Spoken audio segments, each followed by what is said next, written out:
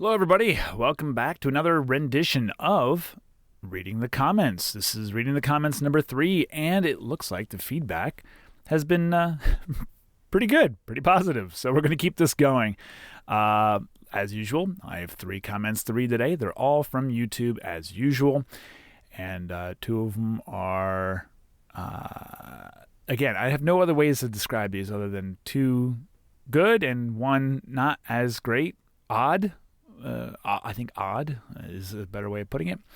So first up, this came from episode 66, which was Robert OMalley, and username Dan Jones. He apparently either was yelling this or his caps locks was stuck. I'm not sure which is the case, or it could be both too, but it was written in all caps, so please take that into consideration as I read this. And I will not yell it as caps usually dictate you do. Quote, I was in that battle and in the hospital at the same time as Sergeant OMalley, a great Marine who earned that medal. Semper Fi, Sergeant, and welcome home to all my brothers and sisters.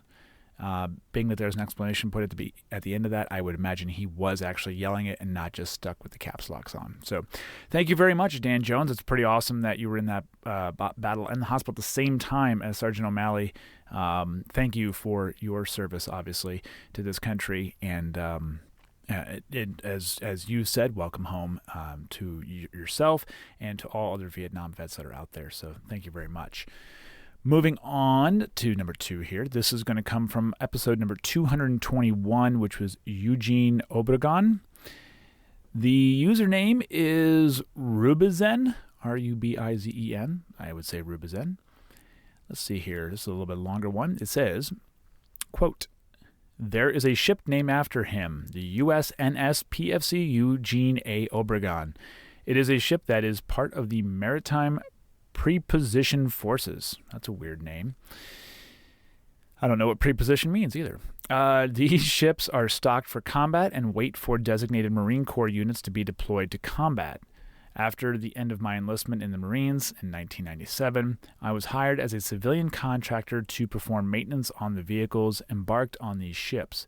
Myself and the other mechs were proud as hell to live and work on ships names after... I believe he named after MOH Marines, end quote. So that's awesome. That's a cool little bit of little bit of information there. So I was aware that there was a ship named after him, but finding out a little bit more about what that ship does is pretty cool. So thank you very much, Rubizen, for writing in.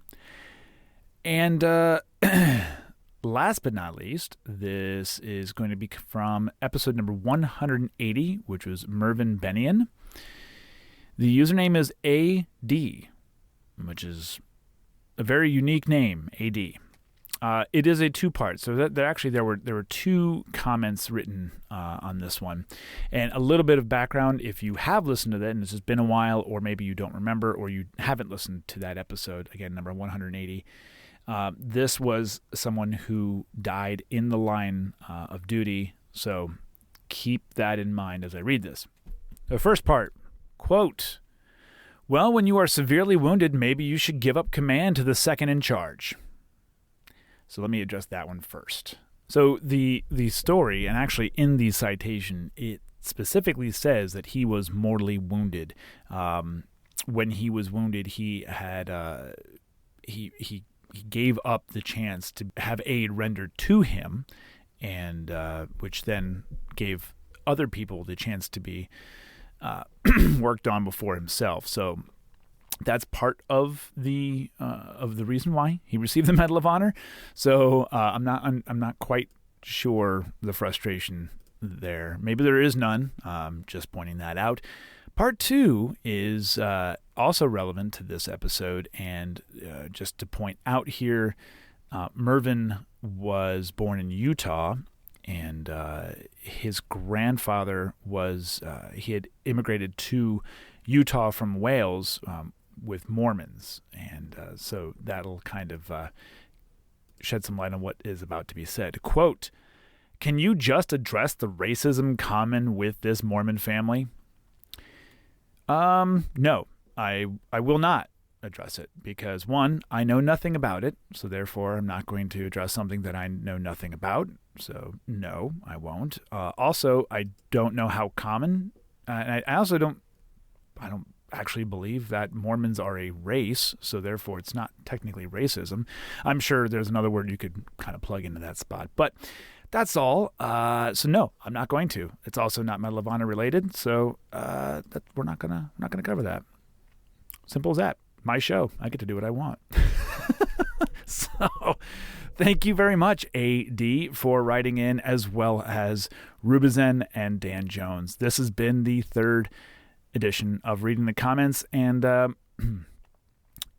be back with another one in 3 weeks. I think 3 weeks. Once every 3 weeks is a nice little cushion in between each one. So that's it for now. Talk to you later.